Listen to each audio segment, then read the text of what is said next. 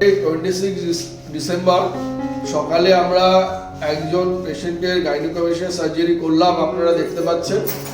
এটা প্রথমে আমরা চেস্টে ফ্যাট লিপোসাকশন করে নিয়ে তারপরে ব্রেস্ট ডিস্কটাকে রিমুভ করা হয়েছে। এরপরে ডিটেইলসটা আমরা বলবো। আপনারা দেখতে পাচ্ছেন যে অপারেশন জাস্ট শেষ হয়েছে, এটা 1 ঘন্টা সময় লেগেছে। আন্ডার ডিপ সেডেশন করা হয়েছে।